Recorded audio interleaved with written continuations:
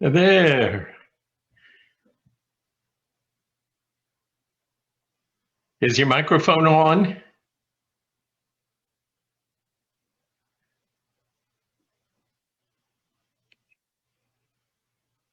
Greetings. Not hearing you. Yeah, Andrew. There we Good go. evening and good morning in US.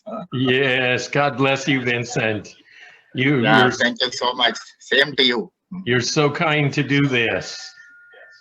No, I need to really appreciate and thank you for this. More than the lecture that I want to do it in something else. Interview is always better.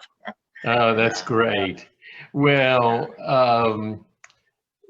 let's just begin. I would like to welcome our students today to this very special lecture with attorney and Reverend Vincent Manoharran, and who is speaking to us from Madurai, India. Part of the program of our intention in our course, Introduction to Peacemaking and Justice in the Palestinian Context, is to consider other contexts where people have suffered social oppression and how they've responded to that. And I think we could not think of a more powerful example as those peoples who are known as Dalits or untouchables in India. And so we're very happy to have attorney Vincent Manoharran with us today, who's going to speak to us on that topic. And may I just refer to you as Vincent? Is that fine? Yeah, that's fine. Okay, thank you very much, Vincent. Can you just tell me a little bit about your own background? Where were you raised and how do you come to this topic? Okay. Thank you very much, Dr. Andrew. And you have identified me for this particular lecture. And I'm very much thankful to you and all the students as well, and especially to your center. As you have named me, I am Vincent Manoharran, but generally known as Vincent. I'm in India.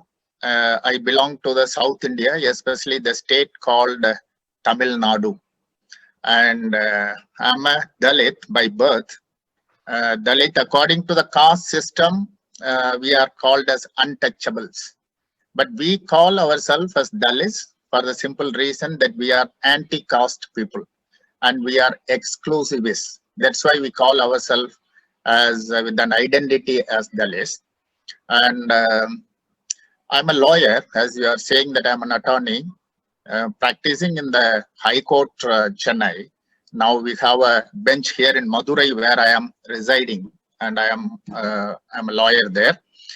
Also, being a Christian, I did my religious studies, and now I am a Dalit theologian. I did my PhD in the UK, the United Kingdom, in the Birmingham University.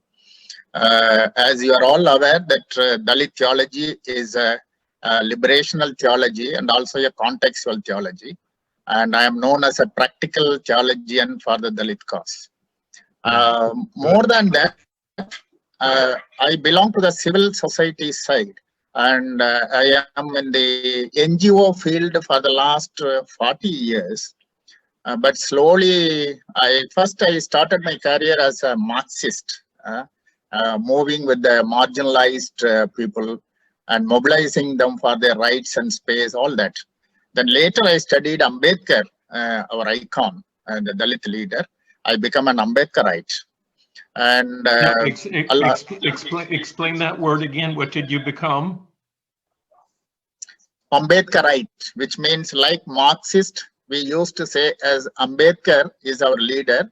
Whenever we follow Ambedkar, we will say ourselves as Ambedkarite. I see. That's the thing. Then we promoted a kind of a national level Dalit human rights organization, which is known as National Campaign on Dalit Human Rights. This you can go through the website and see that NCDHR. national campaign on Dalit human rights. And one of the founders, and I was the first general secretary for this particular national level organization. And I become the advocacy person. My intervention for advocacy and lobbying for the Dalit cause, both at the national level and also at the international level. I had been to the Human Rights Council of United Nations number of times and I intervened there. Also in the EU, European Parliament Commission and all that, I also played some role on that. Then last 5 years, I have promoted another organization of my own, which is called as National Dalit Christian Watch, because I found the same caste exists within the church and its domains in India. Interesting. So, with the help of my own friends, number of theologians and the priests and the pastors, we promoted this National Dalit Christian Watch, and I am trying to address this issue within the church. This is my background. Very, very interesting. We're losing the sound. Okay. No, I stopped, Andrew, because I introduced myself. With that, I stopped. Yes, very good. Well, tell me, why do Dalits exist? How is it that a society can call a people Dalits, untouchables? Yeah. See, the caste system in India, I must be very brief because it's a long story. But however, to make the students to understand about all this, I will try to be very brief. Caste system was introduced by the Aryans, the other race. India is known as a very ancient country. And our religious history was divided into pre-Vedic period, Vedic period, and post-Vedic period, something like that. So Vedic period is the religious period, as all are aware. But pre-Vedic period, we did not have any kind of a caste system like this or discrimination like this.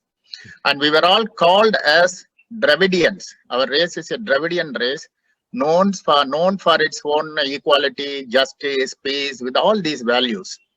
But 3,000 years ago, the theory, the reading says, the Aryan race has invaded India and they have come down here. They only introduced this Vedic system, which means they introduced some gods, some scripture, and their own language as a Sanskrit language. And they have made all these divisions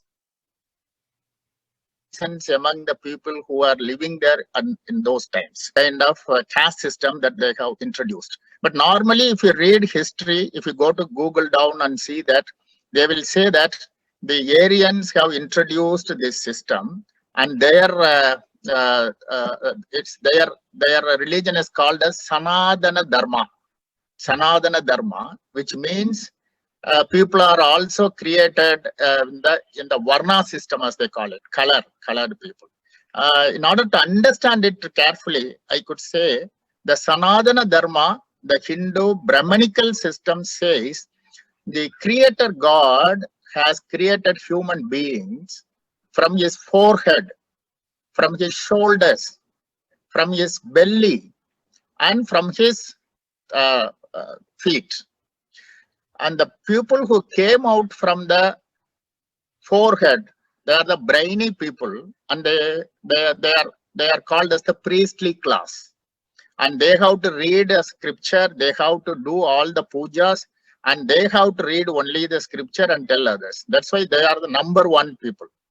The second people who came out of from the shoulders of the god are the ruling class people, the kings, the soldiers, the warriors, something like that.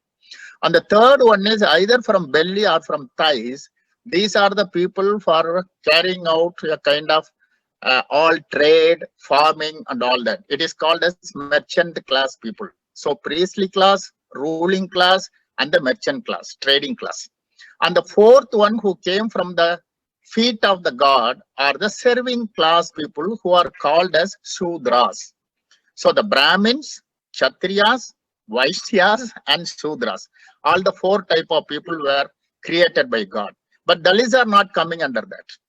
But according to the Sanatana Dharma, or the caste system introduced by the Aryan people, are otherwise called as the Brahmins, Shudras are called as the untouchables. All the other three are not untouchables. But untouchability was there, but not very crude. But untouchables are the Shudras who are within the margins of a village, not out of the village. The center part Brahmins, then comes the Kshatriyas, then comes the Vaishyas, then the Shudras. But this system is very interestingly, or unfortunately, the system says endogamy should be maintained, which means the marriage should take place within that particular ladder. They should not cross. They should not have their marital relations with the other set of people. If anyone, any particular person has a marital connection with the Shudras especially, then the children who come out of from this particular marriage system are called as unseeable people. These are the people who are called even by Mahatma Gandhiji, we are called as Harijans. So there are very many descriptions are there. I do not want to go into such long subject. But anyway, the fifth class, not the four class. Four class, at least they are all created by God, from his forehead, from his shoulders, from his thighs, and from his feet. But crossing the endogamy character, anyone is born, which is the impure people, who are called as the unseeables first. Now we are called as untouchables. Our level is, it has come up now. So these are the people, today these people are called as Dalits. Dalits is the name which we have given to ourselves. I see. Because the caste system, the Brahmanical caste system is always exclusive. But we call ourselves, we are inclusivists and we are anti-caste people. That is why Dalit means the broken people, the anti-caste people, the inclusivists. These are the very important thing why we call ourselves, or we have given an identity not as Panchamas, not as untouchables, but we are Dalits. With the pride we are saying, because we are anti-caste. So this is the kind of thing. There are very many untouchability practices are there. But if I go on, it will go for a long time. But anyway, I can say that these people are not, even today, they are not allowed to come inside the village and stay along with others. We are not allowed even today in the rural areas. Urban area is something different. Even in the urban areas, if you say that you are a Dalit, it's very difficult to get a house for even for the rental purpose. But this is a kind of a thing. And the mainstream life was denied to the Dalits. For example, in the rural areas, even today, Dalits are not supposed to enter into the temples. Dalits are not allowed to get access to the water resources. Dalits are buried separately. Dalits living area is separately. So the untouchability, there are 140 forms of untouchability practices as we went through a research. And we placed it in the United Nations also. See, even small things are there. And we are not given our dignity. Human dignity is totally denied to us. And we are not supposed to lead a kind of a mainstream life to others. So that is a kind of a situation that we are there. That is why we are calling ourselves as untouchables. We are not calling, others are calling. We are saying that we are human beings. We are created by God. That is our Christian faith. We are created in the image of God. But you people are only saying like that. Something like that we are going. So that is a kind of a thing, one thing.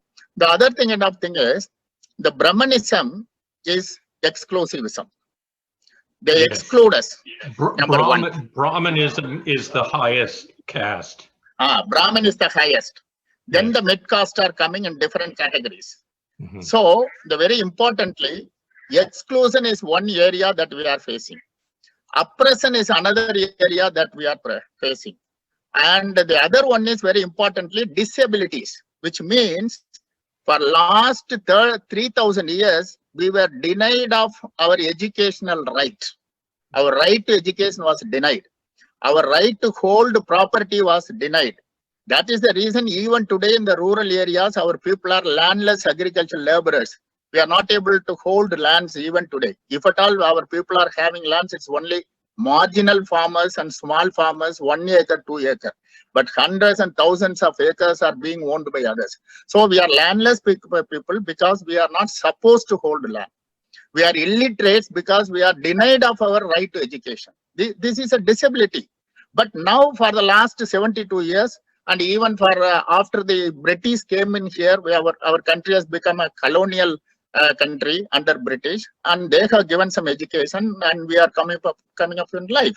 This is number 2. So exclusion is one, disability is another, and the third one is violence. This is very, very important, Mr. Andrew and others, because if I claim my right as a human being, if I question them why I am denied of all this, but the caste people have a feeling that I am becoming a disobedient person. It is an act of disobedience. That's the way they are taking up.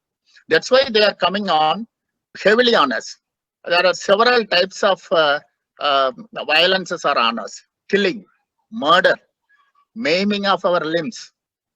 Even our own women, Dalit women, are forced for raping, mass raping, and social boycott. Even today it happens. That's a very, very painful thing. If at all I raise my voice and they will say that you are excluded, your social boycott is on, something like that it goes. But at the same time, what they are saying is it's an enforced slavery we are in. For example, we are the sweepers. We are the manual scavengers. We are the scavengers. Manual scavenging is one, scavengers. We are the rag pickers. And we are the drainage cleaners. We are the sewage cleaners. These kinds of all filthy jobs, impure jobs were forced on us. This was the situation. But now, slowly, we also get educated. Because of after the independence, we have got the affirmation action program is there. And for education and employment, we are getting some kind of a quota system. And you know all this, people will be knowing that what is affirmative action in India, proportionate to the Dalit population. Seats are allocated for us from the ordinary school level to the college level, higher education levels. So we have seats and we are coming up. Even today, these seats are not fully filled in because our people have to come up. Likewise, the other affirmative action area is employment. That too only in the government public sector employment, we have got the quota system and we can apply and we can come in. The third affirmative action area is on the electoral process. For our parliament, for our assemblies, and for our rural based gram or village panchayat, seats are allocated for us. Otherwise, never we will come up in life. We won't even contest at all. But because these kinds of seats are allocated for us, slowly our people are coming as member of legislative assemblies, member of parliaments, member of village panchayat. It's coming like that. So politically, we are trying to come up little bit, and we are coming.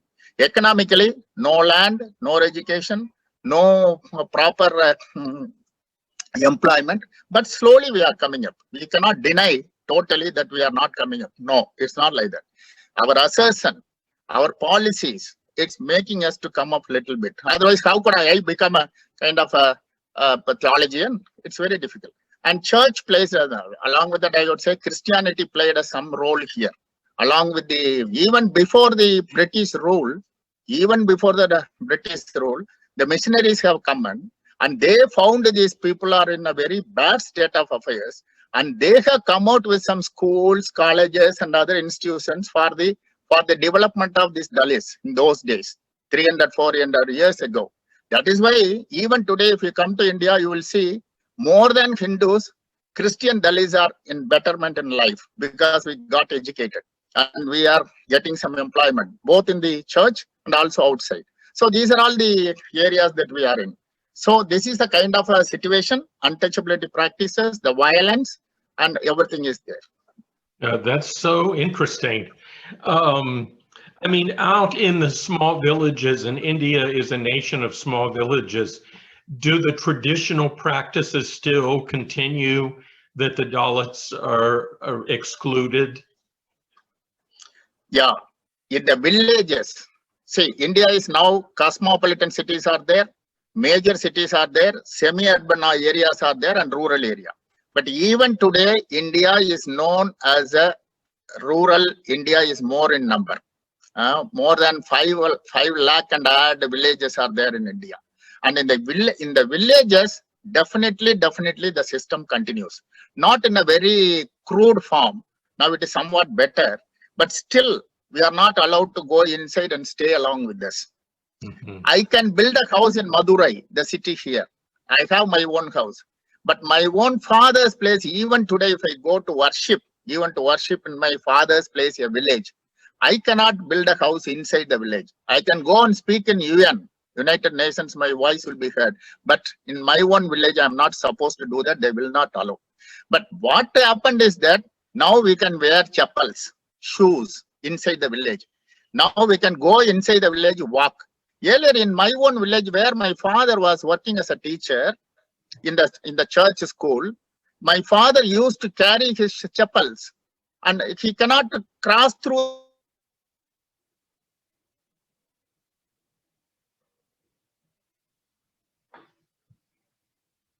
Is it audible? It is, and we're recording. So you were saying in your father's day, he had to carry his shoes when he would walk through town? Yeah. So I was telling that was the situation earlier. Even before 20 years back, it was a situation. But today, because of my assertion and other areas are also coming like that, they are allowing us to go inside the village with our shoes, Good. with our umbrellas.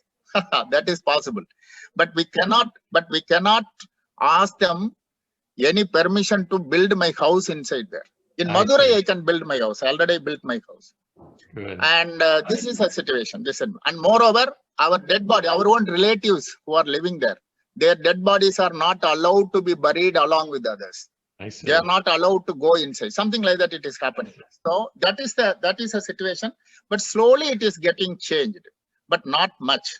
Rural areas. But in the urban areas and the other areas, much better. Yeah. I can only imagine what this does to people internally, when they internalize all of this rejection, how that must affect them. I would think that would be just, extremely painful. Let me ask you. Yeah, but today, Mr. And yeah, please. Oh, go ahead. What were you going to say? No, I'm saying today, because of our assertion, number one. Number two, because of the 72 years of our republic. Mm-hmm. And because of various policies are also coming in. And the pressure is coming from various quarters, from UN, and even our own mechanisms are there. Slowly it is getting changed. It is not in the very crude form, but still the violence is there on us. Because all our assertion is seen as a kind of disobedience. I see. And the violence continues, but we are also fittingly, we are giving a reply to them. Yes. And moreover, number of NGOs, Dalit parties are coming up for our own rights first. So the situation is getting changed. That's good. Getting changed only, not a change, but getting. Tell me, we have about 10 more minutes or so, but in this time, can you tell me, how has the Christian voice participated in this, other than the missionaries, but the Dalit Christians themselves? What have been ideas that have helped them in their seeking justice, promoting justice for the Dalit people? Yeah. See, there are two areas. One is, other than the missionaries or Christians, one is on the general scale, because the British have ruled us, and there were many commissions were formed, many policies were introduced, especially for education and employment, and also many kinds of legislations were passed that we should not be discriminated. That is one way it was very much helpful, and that legacy still continues. That still continues, and we are also very much fighting for our own space and right. But with regard to the Christianity, yes, Christianity played a major role in terms of educating us and giving a kind of a dignity to us, and also to change our perception and to claim our rights. The Christianity has helped us. But what we find now is, yes, we are getting education, we are getting employment, we are being supported by the church and all that. But within the church, whether it is a Roman Catholic Church, still the largest church, or all denominations of the Protestant mainline churches, or the independent church, caste plays a major role within the church also, in terms of three things. One is in the hierarchy. If you talk about in the Roman Catholic Church, especially with regard to the cardinals, archbishops, bishops, and even priests, and the nuns, sisters, religious sisters, even we are fighting for our space there. For example, I can get out of 184 bishops in the Roman Catholic Church, only 11 are from the Dalit background. But at the same time, in the Roman Catholic Church, out of 100%, we are 70 to 80% are from the Dalit background as Christians, as the parishes. But in the hierarchy, we are not there. Out of 6 cardinals, none is from Dalit background. Out of 34 archbishops, whole of India, only 2 are there. Out of 27,000 priests, the Catholic priests, we are not even 2,000. Out of 65,000 religious sisters, we are not even 1,600. This is what we are saying. And also this is but in the mainline Protestant churches, much better, because we have got our space. But that does not mean the entire thing has changed. It is not like that. This is on the hierarchical side. In the parishes, in the pastorates, still our people are facing the same kind of a problem. There are many places where the non-Dalit Christians and Christians are buried equally. It's not happening. Still we have to fight for it. Even within the church, even in some places, we have to sit in a separate place. That is also there in most of the village areas. The practice is there. Even for the communion, for the sake of, in the Eucharist, communion serve. First, the non-Dalits will go. Dalits will go secondary. These are all happenings everywhere, and I'm fighting against this kind of a practice. And the third one is, see, Christianity, the church has got more institutions, educational institutions, right from the primary level to the research levels. They are there. And medical hospitals, medical colleges. There are 2 things we are always questioning. One is that with regard to the administrator side, for example, who are their principals? Who are their governing board members? Who is there in the faculty? Who are there in the admin staff? Still, we are not getting our space. Likewise, in the hospitals also. The other thing is, even in the colleges, how many Dalit Christians are studying there? Or how many Dalits are studying there? Not necessarily only Dalit Christians. Dalits are studying there. You are giving all seats to the affluent. You are giving all seats to the non-Dalits, because the missionary zeal is totally lost now. These guys are conducting all these colleges, running these colleges for the sake of merit and money.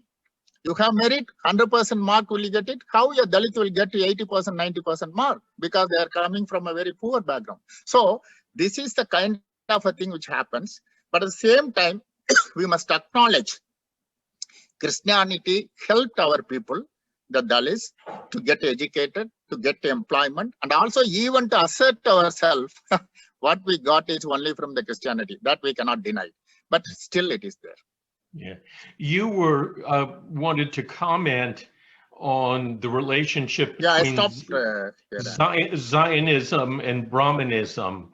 Wonder what your thoughts were on that.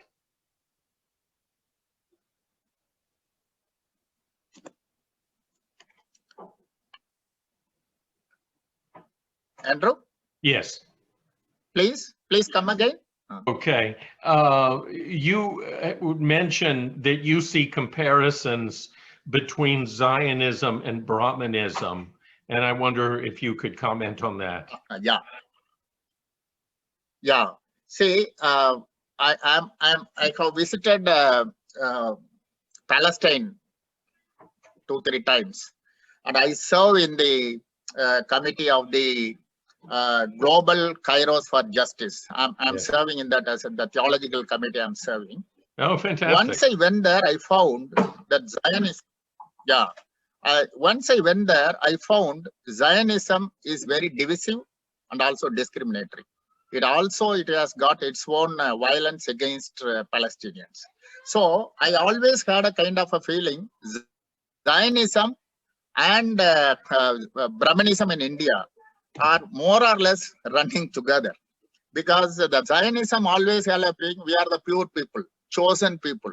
We are God is with us. The same kind of a thing Brahmanism is also saying, that we are created by God from his forehead. We are the pure people. We are the number one people, like that they are saying.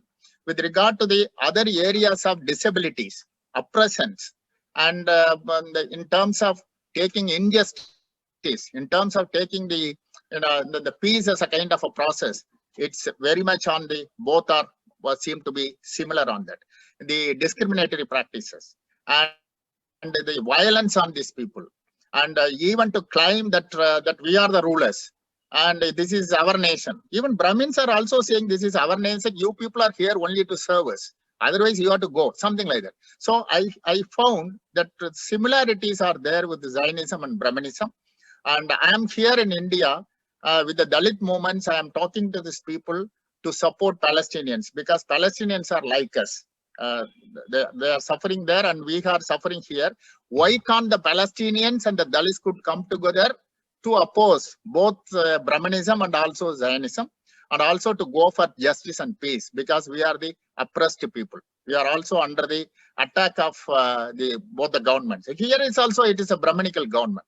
There it's a Zionist government. Here it's a Brahmanical government. In that way that we are looking at. There are several similarities like this. There, one thing I have to say, there it is a visible wall. They are creating a visible wall in Israel, in Palestine. It's a visible wall. But here wall. It's an invisible wall of caste. Yeah. It's a wall. It's a visible wall there. Here it is invisible wall of this caste. You cannot cross the boundary. It's invisible. There it is visible, it is invisible. There is a checkpoint always with the guns and all that. Here there is an invisible checkpoint. We cannot go there. If in Palestine, if you cross the checkpoint or if you cross the walls, then no guarantee that you will survive. The same kind of a situation is also here. The invisible walls of caste, which does not allow us to cross or to own. There it is, settlement is coming, that others are not allowed to go there. Here is also the settlement within the villages. The Brahmins and the high caste people, they are living. We cannot go there. So similar.